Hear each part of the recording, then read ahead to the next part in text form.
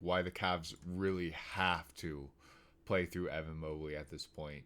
And this isn't like basketball should never be. You should never have a single strategy. It's like going to war. Would you ever use the same strategy regardless of circumstances? No. You use the best strategy considering who your opponent is, considering the terrain, considering so many things, okay?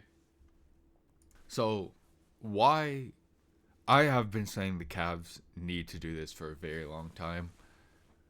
And yeah, at least 2 years now.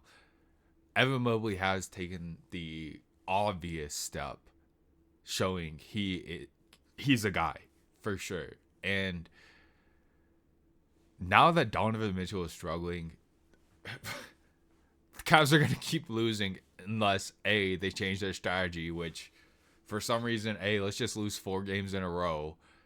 Be- uh, Bro, like, what can I say? We want to be insane. We want to keep doing the same thing and expecting different results. One of our players is slumping, and we're just going to say, fuck it. Just keep slumping out there. And it's insane, actually. The Cavs have, they won 2-3 games with Donovan Mitchell shooting 30% before this huge losing streak. You guys know how I feel about shooting threes, high volume threes when you're off from 3. It's one of the most ignorant things you can do. But aside from that, allowing Evan Mobley to take the lead, at least until Donovan Mitchell stops slumping, it's the way to go. Number one, it's going to get Donovan Mitchell better shots and take pressure off of him.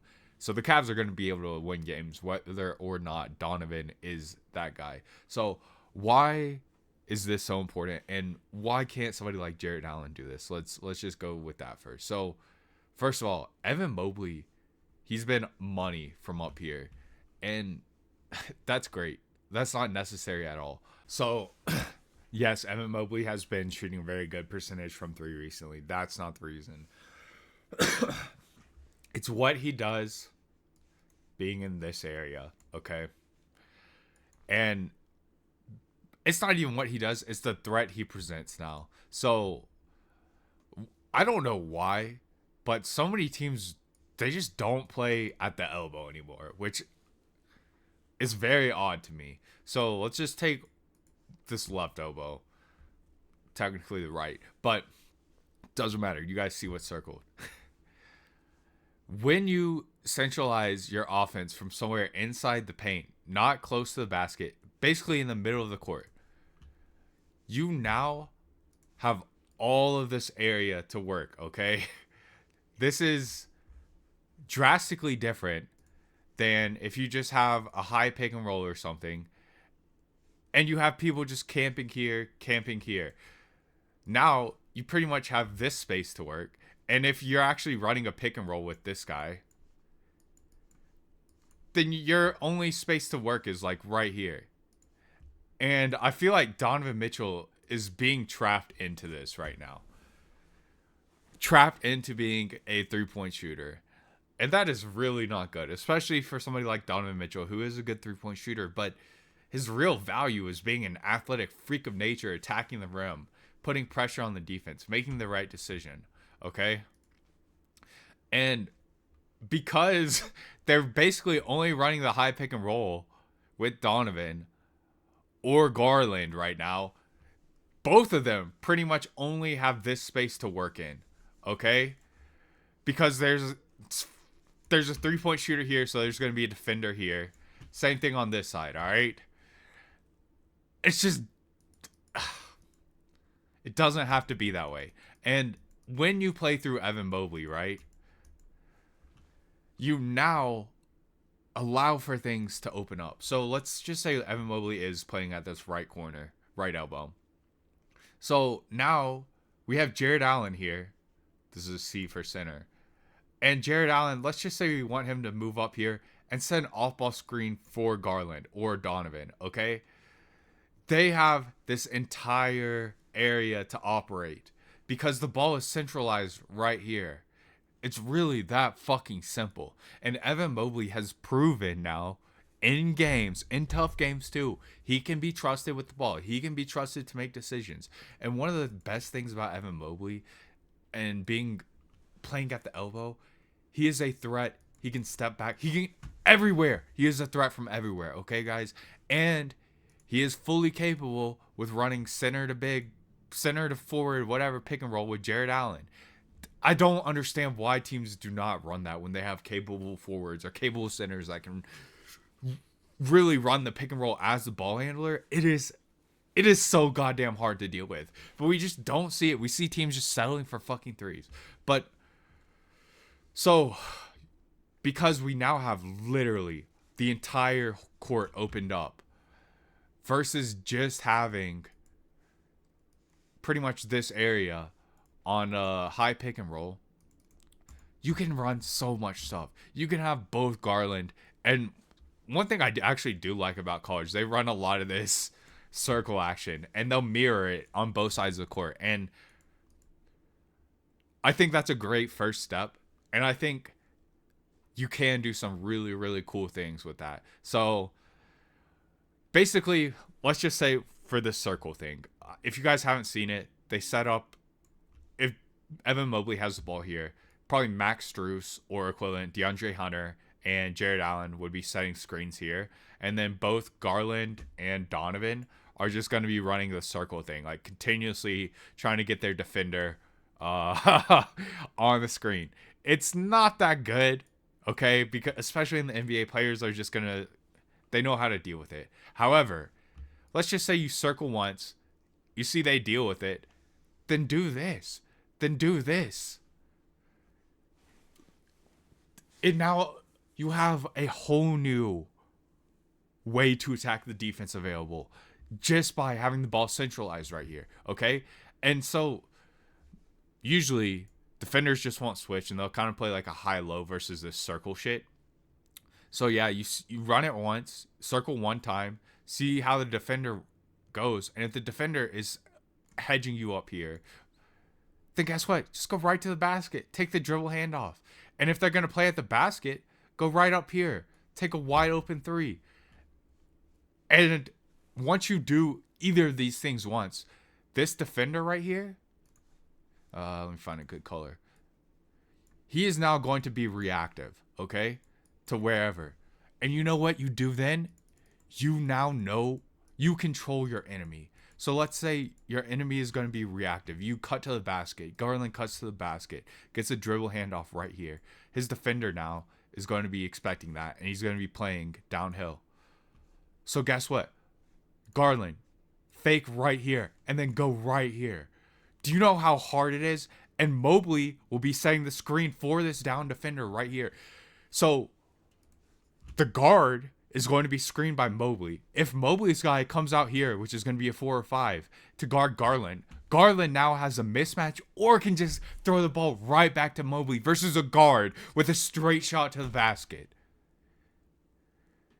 This is just like the most basic tactics you can have. And then, guys, we still have this whole 2 other people on this side of the court. We can do whatever we want with. We can mirror it. We can do the same thing. We can beat them once going downhill. Then we can use Donovan going up here. And we can have both Donovan and Garland meet and do like a wide receiver screen in the NFL. Do you know how deadly this becomes? And this is all simply because you have this court space available to work. Because Evan Mobley is fully capable. And guess what? If Evan Mobley's guy cheats off right here, he's going straight to the basket for the easiest dunk you'll ever see. And we haven't even mentioned the most threatening person, Donovan fucking Mitchell, in this. Okay? So let's say we have Donovan and Max Strus here. And you don't have to move Evan Mobley over here to this elbow, but we can. Do you know how easy it's going to be for Donovan to just go downhill like this? And Max Strus is very, very capable of setting screens as a not true big. He sets very good screens. He understands the game very well. Donovan just doing this is going to be such a threat. And you know why? It's because both of these defenders have to respect the 3-point shooting capability of both Donovan and Strus. So this defender right here, especially if Mobley is right here, is going to feel very pressured to play back, okay? And you know what happens? You can so easily fake down here and then immediately loop back, okay? And usually this guy is going to see that and come out here too. So you know what? Max Strus is going to get a wide open shot right here. It's really that simple. And honestly, many times this defender on Mobley will cheat or do some dumb shit. And again, Mobley will be able to go right to the fucking basket. There will be so many openings if they do this. And I just don't understand why it has not happened since Donovan Mitchell is slumping. There is something to be said for not showing all your cards before the playoffs. And we know the Cavs are making the playoffs. I assume Evan Mobley will be getting a lot more ball handling responsibilities come playoff time. But at the same time, this is going to be a completely new role, and he is going to be the number one option in here. This isn't something like, this isn't something you can just do in practice at 70% speed and hope to work in the NBA. No, they're going to be very small windows where the ball, Evan Mobley is going to have to make the read, and whether or not he can make the read in time is going to depend on if any of this off-ball movement means anything at all. Evan Mobley has shown he can do that. So they just need to hammer it down. And as soon as this happens, the Cavs are going to be fucking scary. If they play through Evan Mobley, I would be hard pressed. I mean, they can match the Thunder blow for blow easily. I don't think there's a team that really can handle what they would do here. The Thunder probably are the best team, the T-Wolves too, to match up and deal with all this shit. But it's a ton.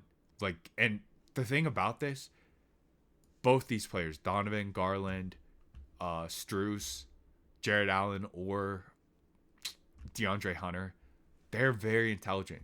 They are going to be able to cut down on their energy usage because they're going to be able to read little things like this. Like, okay, just Donovan going here, reading his defender. Does he get caught on the screen? What is the person who is on the screen are doing? And it's going to be a really easy three or a really easy cut to the basket most of the time, guys. And Evan Mobley, the centralized pass maker, is the reason all of it can happen. It's basically like Draymond Green, except with a much greater offensive threat for scoring himself at the elbow. And Draymond, honestly, it's not like Draymond Green. Mobley will have similar stats and be doing, people will think it is, but it's far different. Draymond does so much of his work out here, setting screens, being the ball handler as the pick and roll guy. As we've seen, he rolls himself as the screener with the ball, gets to the basket so many times. Evan Mobley, he is a threat from every single way here. Draymond, when he's running this high pick and roll, whatever, just being a high screener, he basically is attack the basket, shoot the three, or set a good screen and pass the ball. Evan Mobley has another dimension to that because of his ability to score, because of his availability to work in the post, to dribble. It's truly an insane weapon to have. And if we're talking about strategy and how to win with your mind, this Evan Mobley right here as a centralized option is the Cavs' best option. Even if Donovan Mitchell wasn't in a slump. If the Cavs want to win a championship, they must do this. And it's that simple.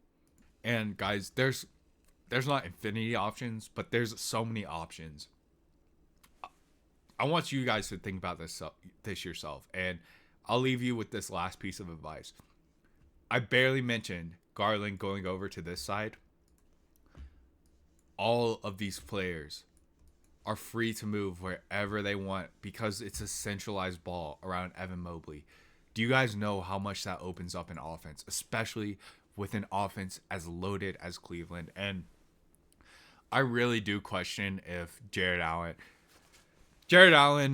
I think he's a matchup dependent starter. Maybe not starter, but closer for sure. And I think uh, Atkinson really has to figure out when and when not to play him because he's been bad, really bad, especially in this 4-game stretch. Even though Donovan Mitchell has been shooting the worst ball in his life, Jared Allen has been worse. Just mental lapses all over, being bullied on defense in the paint. And it's like, Jared Allen, if you're not going to be a defensive stopper, your offense is still lacking very, very horrendous turnovers and decision making from Jared Allen. Why are you on the court when you could play Mobley again at the 5 and have D Hunt out here? Do you know? So, just really quick again, if we have Evan Mobley at the 5, there would be an enemy center in the paint guarding one of these pick and rolls, and teams probably will run a zone versus this. It's especially when they start doing tricky stuff like going cross court and just reading the defense. You pretty much do have to go into a zone. It's very hard to defend. You have to have very good defenders at every single position. With Jared Allen no longer carrying an enemy center and allowing an enemy center to be a paint protector, which it matters, but if you run this right with Evan Mobley here, it's not a big deal. And there are going to be so many cuts to the basket that the enemy team just cannot deal with. And a lot of people will think, okay, well, enemy center's here on Mobley, just have him drop back a little bit. Evan Mobley is going to make this shot so many times from this range. This is where I think he actually shoots his best shot from. Actually, not a layup or, paint moves. I really like Evan Mobley from that area. So it's just going to be free money for Evan Mobley. This is just, I hope you guys can see how much this opens up and why the Cavs really must do this if they want to compete with other teams, because the Cavs are not going to just straight up beat the Thunder, especially with what we've seen from them, last week or two. The Thunder are going to put a lot of points on them really quick. And if the Cavs don't have a way to respond, they're just gonna get smashed. Like, they're gonna be down 20 too much, and in the playoffs, that's just too much to overcome, man. It really is. But yeah, if the Cavs do this, there's not a single team that they cannot beat in a 7-game series. So let me know what you guys think. Questions, comments, concerns, put them in the chat. If you guys want me to talk about what other teams should do to put themselves in the best position to succeed, let me know. The Bucks, I mean, it's painfully obvious what the Bucks need to do, but if you guys want me to talk about that, let me know. Really simply, it's just play through fucking Giannis and let Giannis play at his speed. Damian Lillard is not a guy anymore. Let's just say that. I think Damian Lillard is a scorer, and that's it. And that's a damn shame, because if you can score, you can do everything else. You just aren't willing to put in the effort, the time to study, and the attention in game. And he's not. And that's fucking sad, man. Really sad. But yeah, take care, guys. Enjoy your weekend.